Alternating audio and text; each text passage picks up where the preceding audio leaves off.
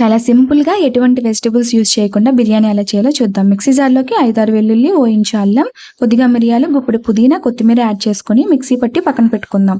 తర్వాత stove on చేసి cooker పెట్టుకొని కొద్దిగా ఆయిలు, నెయ్యి యాడ్ చేసుకొని వీడియోలో చూపిస్తున్న మసాలా దినుసులన్నింటినీ వేసుకోవాలి.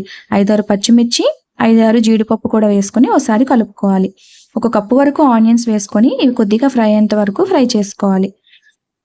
తర్వాత మనం పక్కన పెట్టుకున్న పేస్ట్‌ని అలాగే ఒక కప్పు వరకు టమాటా వేసుకొని టమాటా మగ్గేంత వరకు కుక్ చేసుకోవాలి. 2 టేబుల్ స్పూన్ల వరకు పెరుగును కూడా యాడ్ చేసుకొని ఆయిల్ సెపరేట్ అయ్యేంత వరకు కలుపుకోవాలి. టేస్ట్‌కి సరిపడా సాల్ట్, 1 టేబుల్ స్పూన్ ధనియాల powder, 1 table spoon biryani masala వేసుకొని కొద్దిగా ఫ్రై చేసుకోవాలి. తర్వాత 3 గ్లాసుల వరకు బాస్మతి రైస్‌ని తీసుకొని వాష్ చేసుకొని ఇందులో వేసుకున్నాక 1 నిమిషం పాటు హై ఫ్లేమ్‌లో కలుపుకోవాలి. 3 గ్లాసుల బాస్మతి రైస్‌కి 6 గ్లాసుల వరకు వాటర్ వేసుకోవాలి. మూత పెట్టి 2 విజిల్స్ వచ్చేంత వరకు కుక్ చేస్తే సరిపోతుంది. వేడివేడిగా సర్వ్ చేసుకుంటే టేస్ట్ బాగుంటుంది. Thank you for watching.